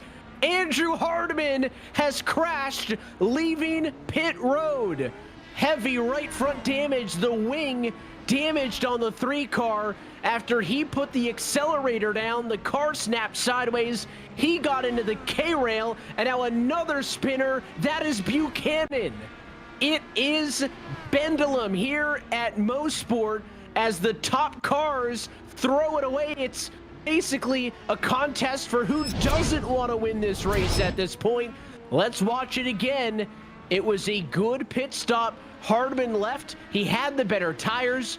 And it was that simple, that little twitch under power, and that right front is damaged. It's going to be a slow trip around for Hardman this lap. Can he stay out there? There it is. That's all it took. Does he stay out there with the damage, or does he come to pit road? He is in this time. Can Hardman get a quick repair and get back out onto the racetrack and save his race? That's definitely not the winning technique, but you can see there Zachary Buchanan doing exactly the same thing. Now, don't get me wrong, anybody who's a fan of Donkey Kong Mario Kart or something, believe me, who put the banana peel there or maybe even blue shell, but like I'm surprised, but I guess, you know, that tire just needs to get up to temperature first. Obviously not having the rolling start in that kind of scenario, you can't just stomp on the power. And while the soft being super sticky, you've got to get it in the temperature window first. Like, absolutely punishing these guys. Is off again, so he did come down, got the quick repair, is back out on track, and he almost binned it again. That was the tricky left-hander that's caught a couple of drivers out tonight in what I think is the turn number 2 Clayton Corner complex. So Hardman's back onto the racetrack. He did it about as quickly as he could. But because there were so few mistakes up until that pit cycle, Hardman finds himself down in 16th spot. So Hardman led 10 laps. He's out of contention for the win. Ross led 5. He's out of contention for the win. And all of a sudden, the 216 of Mark McDonald has taken over the top spot in this second race. It's he and Bryson Shute in a battle for the race lead. Well, Mark McDonald definitely having a better race so far in the second one. Obviously getting caught in that lap 1 incident as he's got Bryson Shute absolutely hot on his tail. But Clovis Girard, he's not had the most luck, but for a very brief moment there, he was leading the race. So I don't want to, knock him or anything, but Clovis Girard, well done. You did lead the race, albeit for 15, 20 seconds. That's a big attaboy from me. Well done. So with all these big names slipping and sliding, basically driving everywhere but the racing line, as Clovis Girard goes a little bit wide on the exit there, and he nearly had a moment as he is back out on cold tires, cycling back to P15. It is McDonald and Chute in a battle for the win, and Joey Haynes, who started third in the first race and had an abysmal result, finishing in 20th, has got all the way back to square one, has clawed from 20th on the grid to third, and is only 2.4 seconds off of the leaders. If there were to be some fireworks between McDonald and Chute up the road, Joey Haynes, can he come all the way back and get redemption? Well, I am currently reloading the gun for the commentator's curse, and Joey Haynes is currently sat as that hard charger. 17 positions is an incredible achievement. I've got to say, that's fantastic, especially in such a, well, I mean, we're a 24-car field. I mean, that is fantastic. I mean, obviously, it sucks that you was back as far as that, but I've got a feeling Joey Haynes, I will double check, I think he may drive real radicals. I will double check, though. Leave it with me for a second. We'll let you reference the entry guide. Of course, a lot of drivers in this series have a lot of real-world experience in the actual cars that some of the other BIS series run. I don't know if we've got any Pro IndyCar drivers stuck in here, but it's a talented bunch nonetheless. And Haynes actually has enough time with 8 laps to go. If he continues to be 3 or 4 tenths of a second faster than the cars in front, he may not even need fireworks between McDonald and Chute to get to the lead. Last lap, McDonald, a 1:02.4. It was an 02.3 for Chute and an 02.0 for Haynes. The only driver faster than that was Nick Horvath at P5. So we just may have the ingredients for a 3-way battle for the race lead if Joey Haynes can keep it calm and keep the pressure on. Well, I'm hoping he is a better cook than I am, because I have, on occasion, set the kitchen on fire. Not just the kitchen, I also do, I'm maybe not allowed near acetylene torches and brake clean for a little bit of a time. But doing a little bit more research there on Joey Haynes. Now, it wasn't radicals he's involved in, it's actually go-karts. And I've got to say, this guy knows what he's doing in the car. Hang on a second, he's got 5 second places and a 3rd place in various karting different disciplines. And he also, obviously, there you go, BIS Radical Cup race winner as well. I knew he was good in the Radical. So, yeah, this guy can drive. Like, legit. He could wheel it, and if you look, he's maybe slowed down a touch. His last lap was similar to his last one, 1:02.0 again, but McDonald and Chute picked up. So that's why the gap didn't close. It's not that Haynes slowed down, actually. It's the fact that McDonald and Chute got better. And McDonald is about a half a second ahead of Bryson Chute. So now the 216, maybe not feeling as much heat from behind. We could be talking about a battle for second before we talk about a battle for the lead, because McDonald has put down a couple of blistering fast laps, and Chute struggling that time with a 0.7. He's starting to fall back now almost a full second. Well, another thing to think about as well is these guys are all on the same tire compound as well, so there's no extra advantage to be had. You've not got any freebies there. It is purely down to driver talent at this point. As you can see, Mark McDonald absolutely wheeling that car around Moss Corner, and surprisingly, I can tell that even with the camera facing backwards, heading down the Andretti straight. And one of the little details I do like that we have here in the sim is that you have the car number and the last the surname up on your dashboard. I think that is absolutely fantastic. Gives us a good perspective, too, of how he shifts through the gears down to 3rd in turn number 9, all the way down to 2nd gear as he comes through turn 10, and then it's going to be quickly through the gears to 4th, 5th. He's going to try to keep it right there at the high RPMs as he gets off at turn number 1, turn number 2, all the way up to gear 6. still on the throttle. He'll drop it back down, keep the RPMs high, couple of seconds in 6th gear, and he's going to get all the way back down. Again, it is such an involved process to drive these Indy cars at a road course like this, and McDonald is doing a fantastic job. Again, didn't even get the benefit of the invert. Started 9th in the first race, finished 11th. If he had finished one spot higher, he'd be sitting pretty in pole. Instead, had to start back on row 6. His biggest thing is he has kept the car clean when other drivers have not. And yes, I will knock on wood with that statement, given how this race has gone. But McDonald's strength has been his consistency. And next time by, going to be 4 laps to go. Chute has closed back in. 3 car lengths again in the battle for the race lead. I definitely think we're going to end up with a three-way fight here, because if Chute can catch up to McDonald, it's realistically, he's going to slow the pair of them down, and it's just going to put Joey Haynes in that contention. I mean, he's only 1.2 seconds off McDonald anyway. There really isn't a lot in it. They're pretty equally spaced apart, 4/10, half a second between each of the cars. But other than that, I mean, you got to go back 7 seconds off the leader to hit Spencer Todd. And he's having a little bit of a fight with Nick Horvath. There's actually a couple of fights going on. So you got Spencer Todd and Nick Horvath for 4th and 5th, Broomhead and Nicardenberg for 6th and 7th. You have a look at 10th, you got Zuccarelli and Swindles. Well, Zuccarelli, Swindles, Calander, Gerard, all 4 of them having a battle for that 10th spot. Multiple fights going on throughout the field as we speak. And here we go, the battle for the race lead. Bryson Chute to the inside of Mark McDonald in turn number 8. McDonald tries to keep a nose, but he's going to end up on the wrong side of turn 10. First time tonight, new race leader is Bryson Chute. Oh, it was an absolutely fantastic battle there, but it did definitely slow him down. And Joey Haynes now, that 1.2 second gap, that's now been reduced to about 0.8 of a second. So while these guys are having a good scrap, Joey Haynes, he's got the best seat in the house right now. He is just seeing nothing but opportunity. But both him and Bryson Chute are in Evolve Sim Sports. Now, fantastic result for the team, but, you know, how much do you want to risk it? You know, do you want to try and, you know, get ahead and get the 1-2, you know, have the best possible team finish you can, or do you want to, you know, maybe play it safe? You know, 1st and 3rd is still a good result. Now, myself, I think I'm going to go for it. I want the 1st and 2nd. You know, I want to do like McLaren did back at Monza.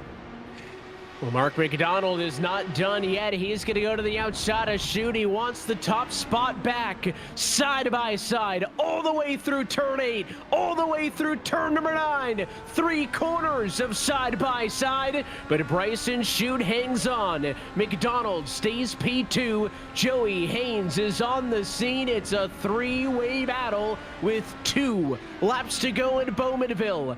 They're all going to look to set themselves up for that penultimate trip down the Mario Andretti straightaway, and McDonald is well within drafting range. Can he get another look at the race lead, and what can Joey Haynes do from P3? Here we go.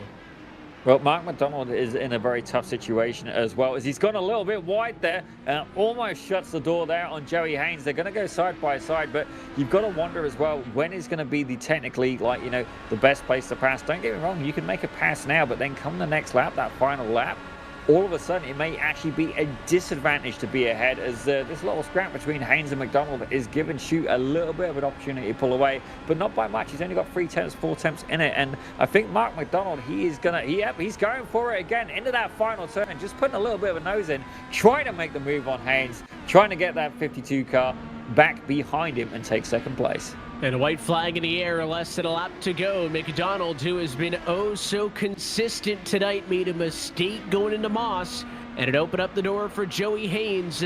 But both these cars fighting with each other may have just allowed Bryson Chute to run away. It's definitely what Chute needed, you know, it is the absolute opportunity, but the question is McDonald going to be able to get past him? As it stands right now, we have a 1 and 2 for Evolve Sim Sports, but we're going back down. This is going to be the final opportunity for McDonald. You know, he's going to get that fantastic draft going down the Andretti straightaway, but again, it's going to come down to, you know, which line do you take going through that last corner complex? I mean, it really could go any way, but at this point, I don't think he's quite close enough to pull it off. 7/10 in front, unless there's a mistake.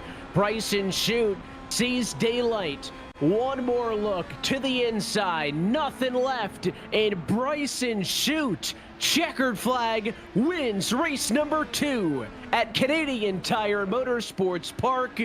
He leads his teammate Joey Haynes to an Evolve Sim Sports 1-2. They will continue to lead the team championship. And what a race number 2, non-stop action from the start to finish. It was definitely a fantastic battle, but I think there may be another battle going on right now for John Bemblid and Ozzy Milwayne. They seem to be quite close as I'm looking at the time and getting heady, probably heading into the last corner at this point. Yeah, close battle. As I look back through the field, it is a lot more spread out as we head further back. Zach Buchanan, for some reason, he's dropped to 21st place. I'm going to say he probably pulled in the pits and had a little bit of retirement after the little bit of the pit exit incident there. But what a race there, Evan. I mean, definitely a few surprising, well, not surprising, a few different names mixing up in the top 10. Well, we'll see just how big of a fan of trends we are, because Andrew Hardiman won the first 2 races of the season. Ozzy Milwayne won the second 2 races, races 3 and 4, and now Bryson Shute with a win at Mosport would mean keep the trend alive. He'd have to be a race winner at Road America. I'm sure he's a fan of that trend nonetheless, as the final couple of cars will trickle across the start-finish line, and that is it for race 5 of the season.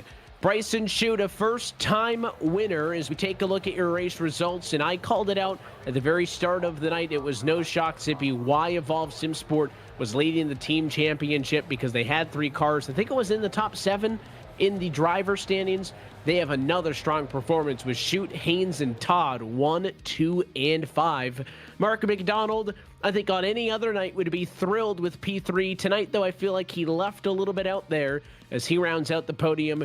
Horvath, the number 4 spot, and then behind Todd, it's Nikotinbev, Broomhead, Covey, Hardiman, and Zuccarelli in the top 10. And as we have a look at P11, we've got Richard Swindles for Atomic Racing.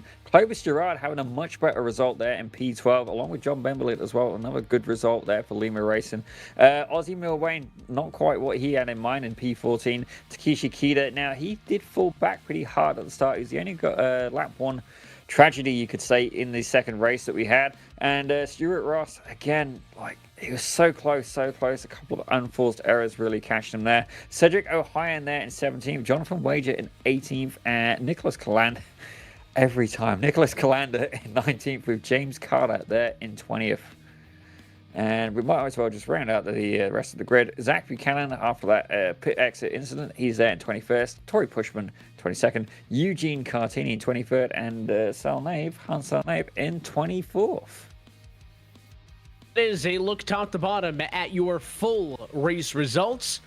Why don't we talk with some of your top finishers? I think we'll start with Bryson Shute, as he's the race winner in feature race number 2 on the afternoon here from Canadian Tire Motorsports Park. We'll drag the driver of the number 2 machine in now. And first off, Bryson, congratulations on the win.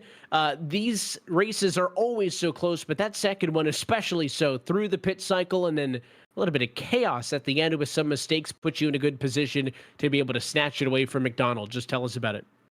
Yeah, absolutely. It was a super fun race. A big part of it definitely came down to managing the tires, as they, with this being such a high-speed track, they wear out so quickly.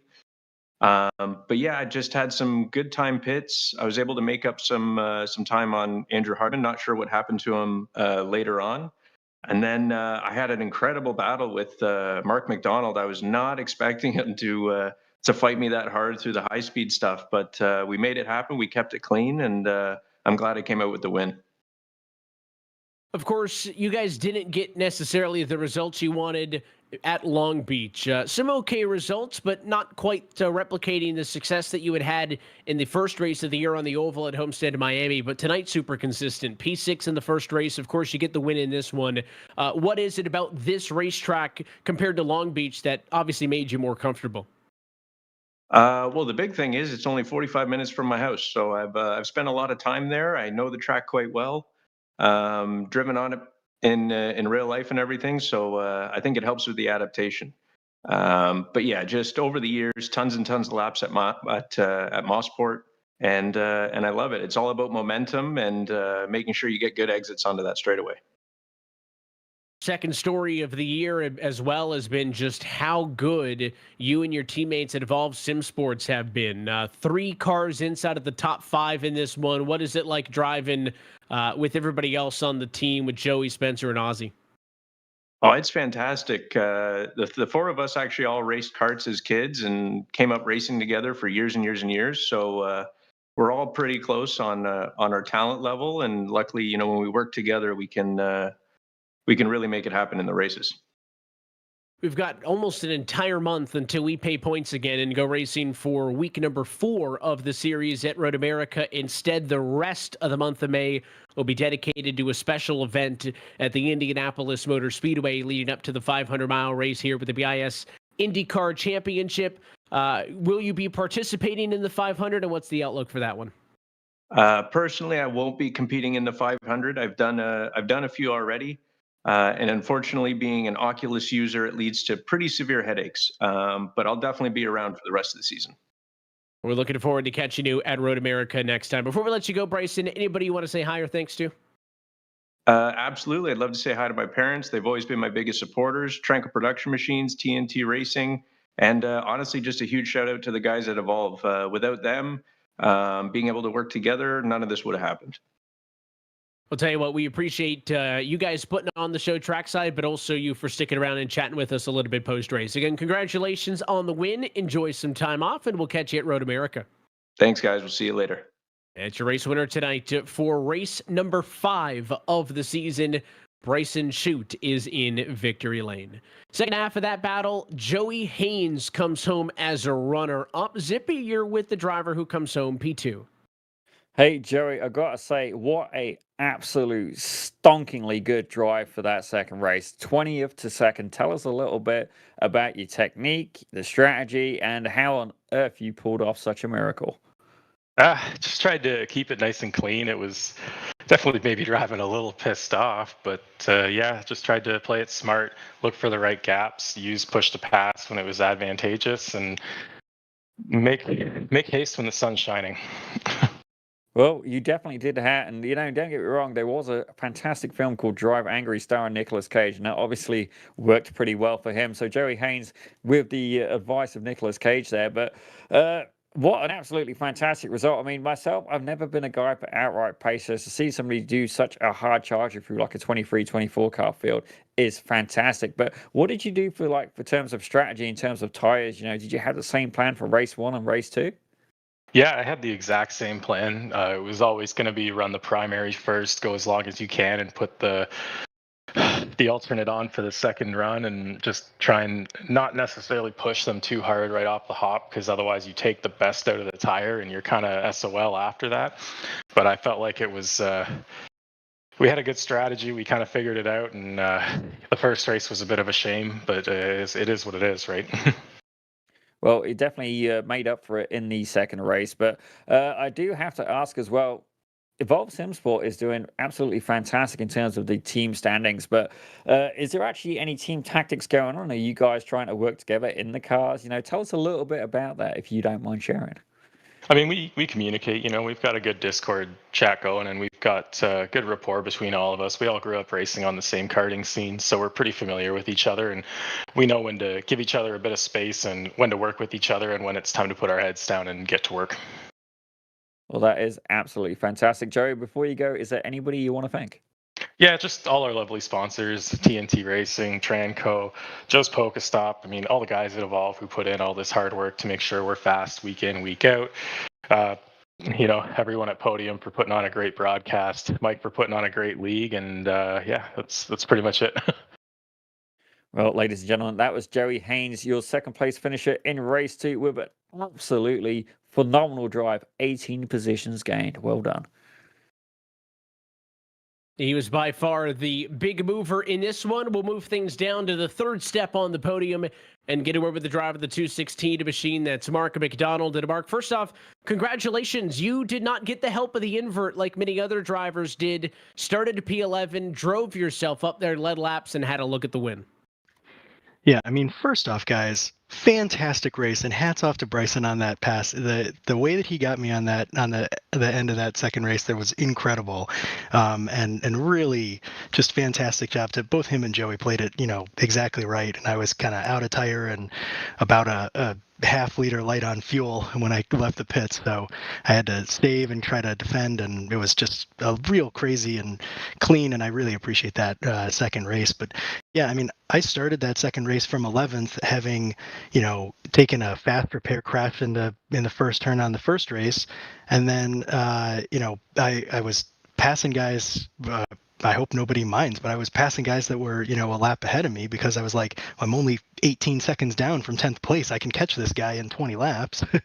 So just barely didn't make it when Andrew had enough fuel to make it to the end there, and I had to take another stop. And then, all in all, had a really exciting night, and had a fantastic time racing. I'm as I'm sure everyone else is. I'm drenched in sweat, and big smiles and great chuckles in the waiting room here, like we're in a real Formula One race. It's fantastic. And you've had a pretty good start to the year as well. Homestead maybe not quite what you would wanted, but it certainly could have been worse. And then there was steady improvement at Long Beach. I know you mentioned half of the use the quick repair in the first one here, but a third place finish. I mean, you're pretty solid as a top 5 driver in this championship. How would you assess how things have been for you through the first 5 rounds? I don't know if I'm a top 5 driver, to be honest. But hey, the numbers don't lie. The numbers say that. I mean, the Homestead I have not figured out ovals. I have no idea how that works. I one time did a go-kart race in the parking lot there, so that's the farthest that I know from 25 years ago or something. But yeah, I mean, so far kind of my approach, and my teammate Nick Hollander is always reminding me, like, everybody crashes, everybody burns off their tires, everybody goes too hard in the first 5 laps. Just survive the first couple of laps, get into a rhythm, save your tires, save your fuel. I mean, in this in the second race there, the reason I came out at the head of the field is because once everything kind of sorted out, I got right behind Zach, and I was just like, focus forward, Zach, like, come on, let's go. And then I ran in, fuel map 2, fuel map 3. Gosh, I've given away all my secrets here, so hopefully no one watches to the end of the broadcast. But I'm just saving tires and saving fuel, and saving all my stuff, and making sure that I'm gonna make it to the pit stop and then see where I am after that. And that's kind of how I've approached each one of these races, and in each one, that's kind of what makes the difference. I was quite surprised, frankly, to come out in the lead out of that pit stop. And I was like, I guess Bryson's maybe in second. I don't know. I think at the time it said he was like 5th or something. So I was like, maybe I'm in 4th. Maybe I'm in 1st. Who knows? We've got a couple of weeks off from points racing. There's a little thing called a 500-mile race at Indianapolis on the special events calendar. But then when we go points racing again, we head to Road Americas. So what are your thoughts on that track as the next one that counts towards the championship? Well, Road America is a personal favorite of mine. Of course, like, it's hard to find a driver that doesn't say it's their favorite track. I will prepare by cooking up some brats in beer, and also, everyone talks about the brats, but everyone forgets about the corn on the cob. They steam their corn on the cob in these giant bins. I don't know if you guys have been there, but they steam it and then they dunk it in this big thing of liquid butter. It's fantastic. I went there. I got to go to a historic race there last summer with I took my middle kid, my daughter, and met with my mom and dad, and we camped out and stuff and saw the historic racing there. And it's just memories from when I was a kid. I'm in Chicago, so it's 3 hours up there. And from an IndyCar racing perspective, I have actually raced one of the IndyCars there once before. I don't think it was this one, but I did some IndyCar racing there, on the sim, and I obviously love the track and have real fond memories of it. Well, we're looking forward to the virtual equivalent, which is going to be a little bit less delicious than the real thing, but certainly it's going to be a fun one. We got to make it the same delicious. Everyone get a Miller Lite. Everyone get your brats. We're going to Road America. I'll clear the beer part with our producer and see just how much fun they'll let us have in the booth. But we'll let you get out of here, Mark, and enjoy a good finish. Before we do, though, anybody else you want to say hi to? I just want to thank all of Rust Racing and Nick, especially for getting me into this league. Big shout out to Bryson and the Evolve guys, Bryson and Joey, for that. They did a great job at the end there to get past me. And, big thanks to Mike Broomhead and to everyone putting on the broadcast and everything. It's been fantastic watching these back, and I'm excited to watch this one. Thanks, guys. I'll see you in a couple weeks. We appreciate you giving us your thoughts, and we appreciate you contributing to the good action on track, Mark. Again, congratulations. Thanks. Cheers. Your third place finisher in tonight's second of our 2 races on the evening. And I think we've got time, Zippy, to hand things off to you once more. We'll see if Mike Broomhead's still on the headset. Well, Mike, it's another fun round at BIS, but let's talk a little bit more about, what we've got coming in terms of the special event, which is our own, Indy 500. Yeah, thanks. Of course, we have an Indy 500. We are an IndyCar series after all. It is non-championship. It is full length. It is open to anybody. So we have our sign-ups still in our QR code there. Go to our Discord, go over to our sign-up sheet, and you can join us. We have entries open right now. We have a few regulars not there, but we have a lot of regulars still there. And we're looking forward to running our own thing. A lot of us have done it in the past in other leagues, and we think it's a fantastic thing to bring to BIS. So it'll be a great time. Definitely looking forward to that. And then after that, obviously, we're on to Road America, another road track. Any advice for the guys at home? I mean, it's an IndyCar favorite. It's a favorite amongst everybody. It's fast, it's flowy. That push to pass is going to be coming really handy down the back straight there and on the front straight up the hill as well. I don't have any tips. I'm not that fast. We'll see how it goes. But, it's going to be a fun one. A lot of overtaking, I'm sure. Well, we are definitely looking forward to it. But what a week, eh? What a week, interesting people, mixing up the results, some of the favorites. I mean, say some of the favorites, some of the guys we're used to seeing in the top, not having as much success. And we did get to learn earlier that apparently the soft tire, very, very slippery until warmed up. I mean, we saw a couple of examples of that, but what a race, what a couple of races we've had, and I'm looking forward to the next one. Yeah, it was fantastic. It was a little bit new. Long Beach, the tires were completely different than each other, but this one they're a lot closer, and the softs would go off. It was such a great time, and strategy really played in. But yeah, that's what the beauty of these races. You never know what's going to happen.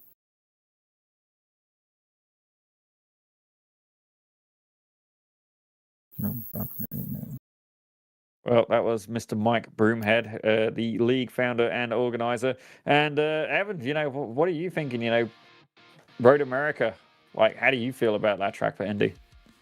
It's a beautiful track that I first got a chance to enjoy on the service through stock cars. But like I mentioned, back in the day when I used to drive a little bit more on the sim, I did the oval stuff officially, but nothing was more fun than fixed road racing, and Road America was at the top of that list. It's a beautiful circuit. You thought that there were plenty of passage opportunities here with the long straightaway at the end of the Mario Andretti straight. There's plenty. There's like 3 times the straightaways there. Hard braking zones on the back end. Not a lot of runoff areas, so very unforgiving like the race here. I think it's going to set us up for a really exciting one. And let's take a look at the schedule once more for this IndyCar Championship and kind of how these next few races fall into it. Again, we've got about a month time, so we pay out points again for that race at Road America on Wednesday, June the 5th. But before then, and this is open to anybody, even if you are a non-full-time driver in this and just want to sign up for the 500s, it'd be a great opportunity for drivers to get involved. The Indy 500 week all kicks off in just 7 days. It's going to be an absolutely fantastic event. I'm much looking forward to it. And it'll be the first time BIS has actually done more of an endurance theme as well. It's maybe something we look out into a bit more. But certainly, fun stuff. A great night tonight. And I'm looking forward to the Indy 500. But I got to say, Road America, I think that would be probably my favorite combo for this series. So I'm looking forward to that especially. But what a week, Evan? What a week. It is going to be a great week coming up on the service. Of course, all throughout iRacing, the month of May has got tons of fantastic events. But of course, here with the BiS IndyCar Championship, both points and non-points events, There's something for everybody. And again, that week-long, basically week and a half long march towards the main event ends with the BIS Indy 500. That one May 25th, 8:30 p.m. Eastern time. And then our next points race for the championship is right back here on June the 5th. That one from the beautiful Road America.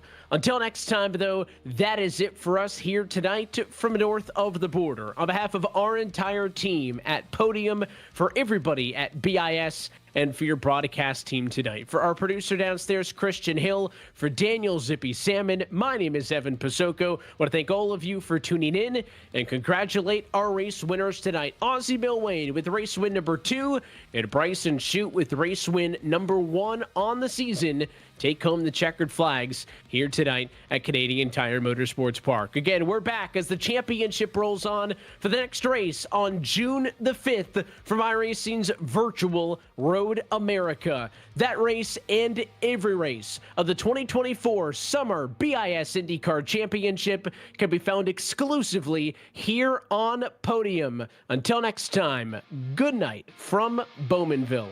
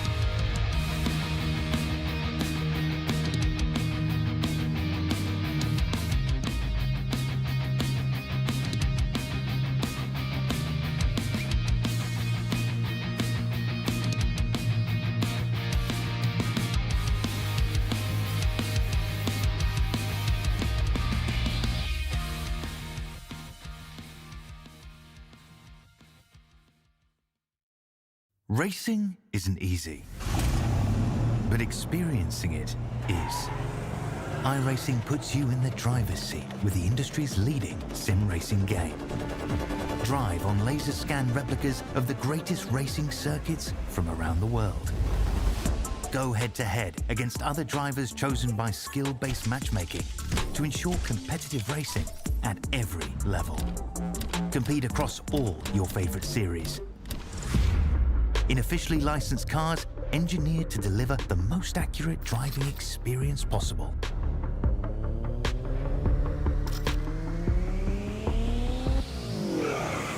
Join a race or host your own with players from across the globe. Race against the computer or in a league with friends. Feel the thrill behind the wheel. Visit iRacing.com.